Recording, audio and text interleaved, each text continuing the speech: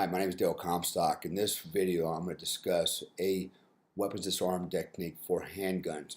I found that it's one of the more practical takeaways, especially for the average person that doesn't have any martial arts experience or anything like that. And I have also validated the technique, not necessarily with live guns, but I have used simulations to demonstrate that it is an effective technique. And I'll also talk about why it works in a minute. But basically, it's a surefire way with a high degree of success to disarm a weapon or disarm a person with a weapon and control the weapon. So what I'm going to do now is follow up with some images, and then I'll discuss the actual methodology behind. Okay, now obviously, handgun takeaways have limitations. Obviously, one of the first limitations is distance. If a guy pulls a gun on you 10 feet away, there's really not a whole lot you can do. However, if you're within what we call the reactionary gap, which is about 6 feet, then you have a better chance of doing something rather than just standing there and getting shot or robbed or whatever it is that's about to take place. So, assuming that you're within that reactionary gap, first thing you're going to do is basically raise your hands up to about eye level, kind of taking up a submissive or surrender posture. Next thing you're going to do is you're going to quickly assess which hand the perpetrator is holding the weapon. If, for example, if he's right-handed or left-handed. If he's right-handed, then what we're going to do is we're going to rotate our body, and with our right hand, we're going to push the palm of the hand holding the weapon just a couple inches away. At the same time, we're going to rotate our body 90 degrees so that we blade the weapon towards our adversary. And simultaneously as we're doing that, we are going to drop our left hand below the line of the muzzle, so that if that weapon does discharge, it doesn't shoot. We don't shoot ourselves in the hand.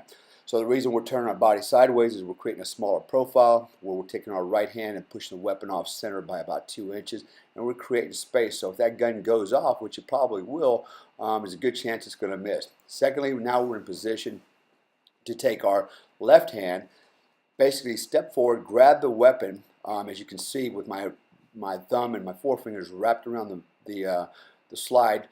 Grab it with the right hand, the left hand, pull it into my chest. And basically my thumb, what it's going to do is keep the muzzle pointed away from my body, kind of off at an angle. And so if the gun again goes off, once again, we're not going to get shot. Moreover, by grabbing the slide, if the gun does go off, we're basically going to induce a malfunction so that it doesn't fire a second time or third time.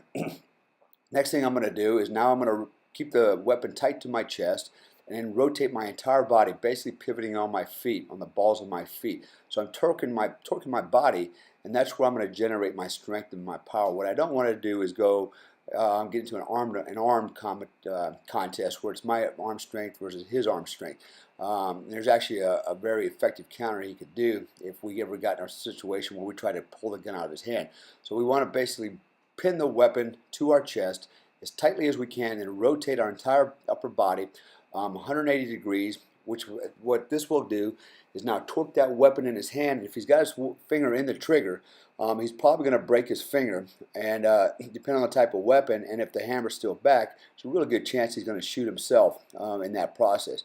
As soon as you turn the weapon and your body 180 degrees, you're going to rip that weapon back and away from the adversary, disarming him. At the same time, with your left hand, basically you're going to create distance, and what I would recommend is either a punch or a karate chop to the throat, face palm strike to the face, gouge the eyes, but create some space.